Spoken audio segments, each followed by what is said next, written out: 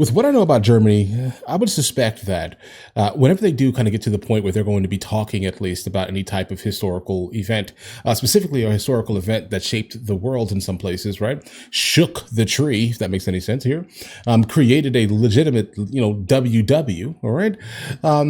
So yeah, I suspect that there's going to be some like overcorrection happening to the detriment occasionally of the people that are basically going to be learning about it at least here. But obviously, do you want what happened to ever happen again? No, right? But understand, I can only imagine that there's going to be an overcorrection. That's kind of my overall forecast here, guys. But let's go ahead and jump to the video immediately. Let's see where this takes us.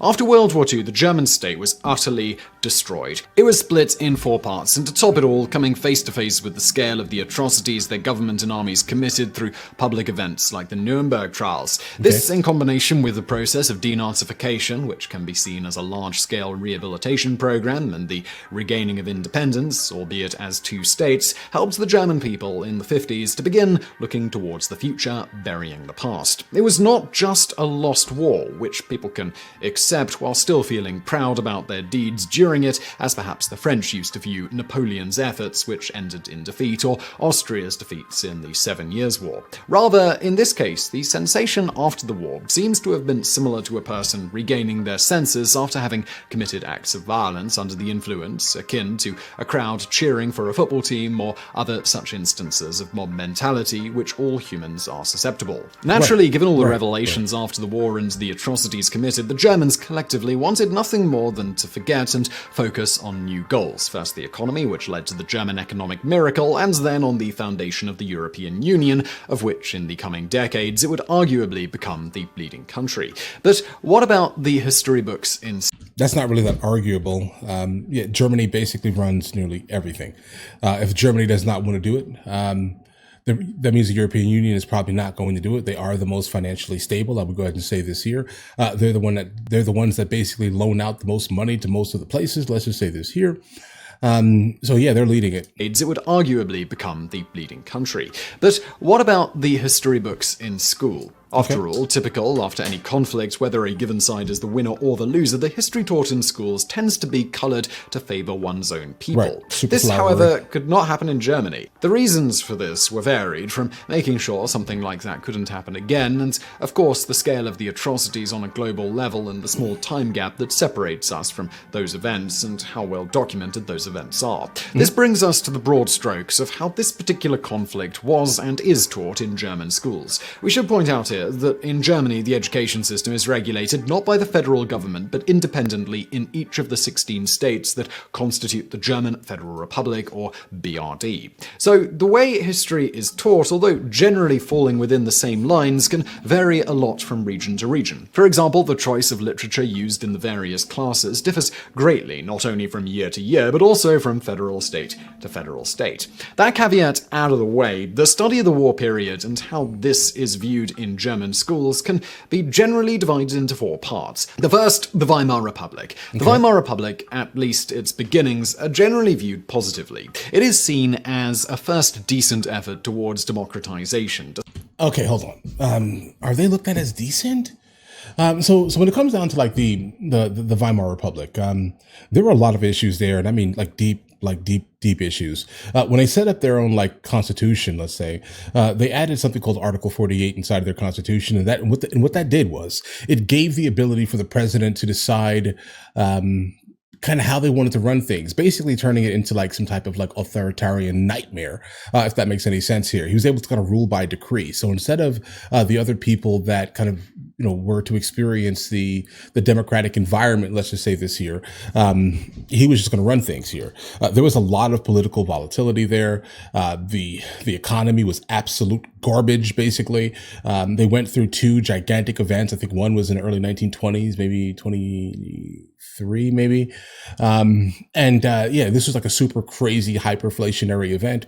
And then basically the depression from that super hyper inflationary event happened here in roughly 1929 or so. Yeah, like, I mean, we can talk about the Weimar Republic as something that was like super, I don't know, interesting, let's just say, in terms of like like a super solid democracy, but it definitely had massive flaws here. Then obviously, once the mustache man and his people basically came into play here, they could not withstand that at all, even with their authoritarian president at the time, guys, right? Despite the problems that it faced in the aftermath of World War I. The various problems culminating in the economic crisis of the late 20s and the subsequent rise of the regime are dealt with in detail, emphasizing the mistakes that would lead to the fall of the democratic system. One would say that the Weimar Republic, despite the brevity of its existence, is viewed with a certain nostalgic sentiment, accompanied by the looming threat of what was to come. And that is not just the war, but the Nazis themselves and their ideology. Ideology and atrocities.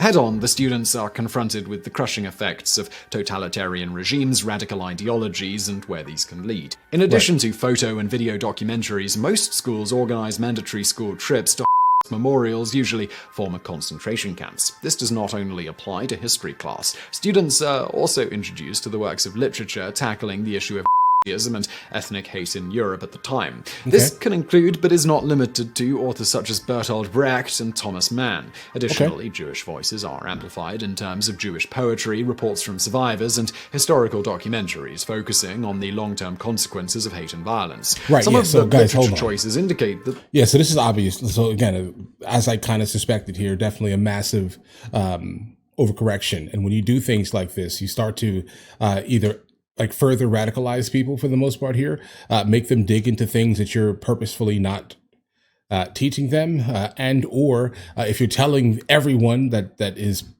right now in Germany that they had something to do with something that happened, almost nearly 100 years ago, 80 years ago, guys.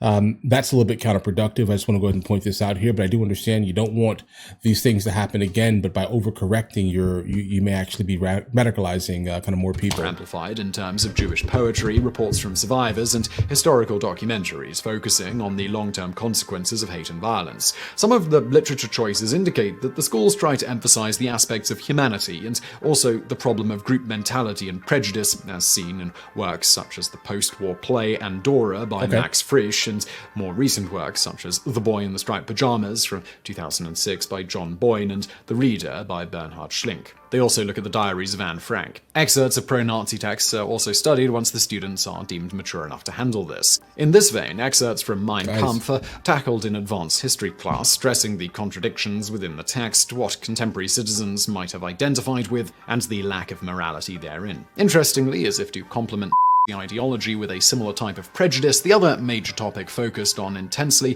is that of slavery, racism, and segregation in America. The war itself. Remarkably, the details of the fields of war are often underplayed in German schools. A possible reason for this is that showing maps of expanding German territory during the first 2 years of the war and discussing their winning battles might cause encouragement of nationalistic pride, which seems counterproductive to many given the points that educators are trying to teach. Furthermore, the discussion of the details of each battle that Rommel won or lost in Africa, or the supply problems on the Eastern Front, are not vital to the analysis of the atrocities of the regime. Another more practical aspect is that already much time has been allocated to the subject of war anyway, so they cut down on the actual battles. Of course, one downside of de-emphasizing this is many German students are never really made aware of many specific military events and conquests, since most emphasis in school is put on the internal developments, theoretical or philosophical aspects, and of course on the ideology and practice of ethnic cleansing and the ruthlessness to other groups of people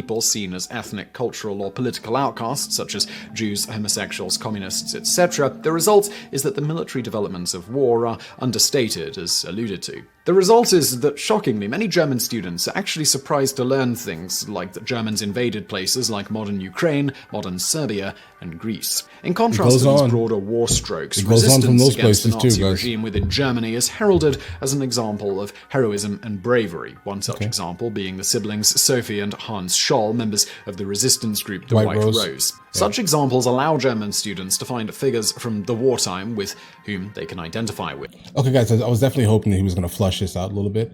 Once I saw the photos here, I was just like, whoa, this is a great story, guys. Fill that in. I think he could probably make a video by itself, specifically on the topic of these two brothers and sisters, basically. So long story short, he was the founder of, one of the two founders here, of the White Rose think the University of Munich, I think it was, guys. Him and five other students, obviously the sister being one of the students. Him and Alexander Schmorell, maybe, guys. Or how about this? Saint Alexander Schmorell of Munich. I think that's another nickname for him specifically. What's interesting about Sophie is that Sophie was actually like super like brave, if that makes any sense here. So like during the trial specifically, an interesting story about Sophie. Like during the trials, the judge was not allowing anyone to speak. Understand this here. This was like a kangaroo court type of scenario. It didn't matter, bro.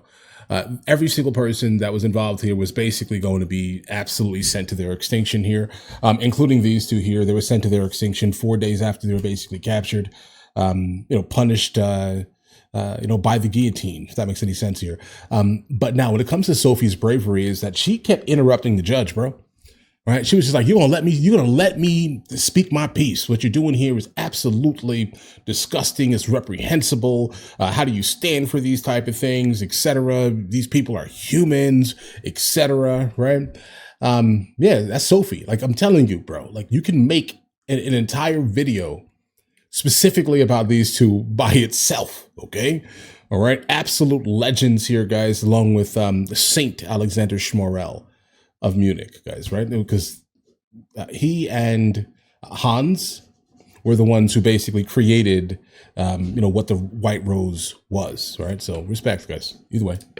On this note, not every regular German who lived in the 1930s and 40s is painted as a terrible person. After all, when dealing with such a large group, as in any populace, there are plenty of good people and a percentage of bad. That said, given all that happened, a large emphasis is put on even most of the good people being complicit in the atrocities by looking away and not doing anything to stop it. Yeah. Defeat and post. Could they, though? The major destructions in Germany and the high cost of human lives during the war is not attributed to the Allies, but rather to the regime itself, which is being viewed as the perpetrator in starting an unnecessary war in the first place. Furthermore, most of the destruction on German soil was inflicted in the last year of the war. The obstinacy of not surrendering, even as it was clear that the outcome of the war would be negative, is seen as proof of the minimal care the Nazis expressed toward their own people. The of members of the party, such as Himmler and himself, is seen as an act of cowardice on their part. Thus, rather unique in history, the opposing forces who were victorious are not generally seen in a negative light by those they defeated.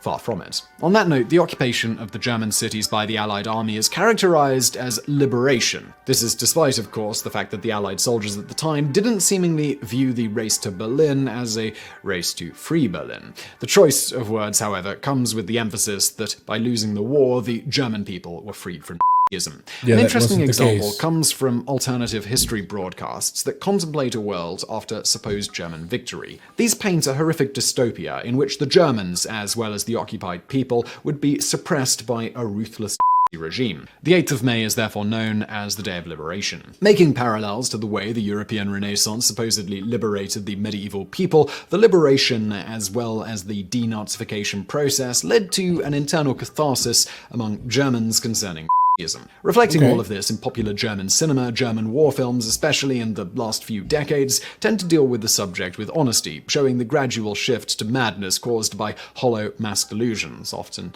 in a tone more fatalistic than heroic. Therefore, they can be much deeper than a typical war movie, and if you're up for that, you might enjoy work such as the Generation War miniseries. There's also the movie The Fall, perhaps mostly known thanks to the most memified scene ever. Of course, one major issue of all this in the way it's taught in schools and extreme emphasis placed on this period of history is the subject of imposed collective responsibility on modern Germans, even if just implied or felt rather than ever explicitly stated. At first glance, it is good to study these events in great detail to make sure they don't happen again. However, an issue for Germans, of course, is the sense of collective responsibility, despite no student today or their parents or even potentially their grandparents having anything to do with any of that. Furthermore, there is a high percentage of population with immigrant heritage. Just look at the German national football team. As you might expect from all of this, there is some concern that the German school systems may go too far with the seeming obsession with the Nazis and all the mistakes that they were making, instead of spending more time on broader history, as is more typical in other nations. And that was it? Guys. All right. Listen, guys, I love Simon Whistler, right? I mean, he has the ability to kind of start a conversation, right? And we get to kind of bring up things specifically that are not generally spoken about. Definitely, please, in fact, send me more of these type of things. I love history. I'm definitely a history nerd. I'm a student of history, if that makes any sense here. I have a master's in fine art. I love the idea of old stuff, guys, and science, generally, right? Like that's my wheelhouse right there, bro. But yeah, I think he can definitely make an entire video about the White Rose. All right. And I would suspect that video is probably going to be like an hour, bro. Like there's so much to talk about that group of people. All right. And I never hear anyone, like I've never seen anyone even mention them like in any type of, one of these videos or anything like that. So please, seriously, Simon Whistler. All right. Go ahead and have a full conversation because, bro, I know you can. All right. Because there's a lot to say about them, a lot, mainly Sophie, right? Like the strength that she basically put on display was phenomenal. She's one of these like icons that no one ever talks about, bro. All right, but either way, listen, you guys all have an absolutely amazing day. Enjoy your day thoroughly. Guys, you movies with me. I never actually thought to like promote it over here, guys. But if you guys do want to watch it, guys, we have hundreds of movies, and I mean hundreds of movies that we've reacted to. You guys can come watch them with me if you want to, along with many TV shows. Currently we're working on the show Dexter, along with Vikings, and we have a lot of series that are already completed. But if you guys do want to watch it with me, the link is in the description. Everything's available at the second tier. But of course, if that's not your thing, guys, don't worry, right? Listen, like and subscribe.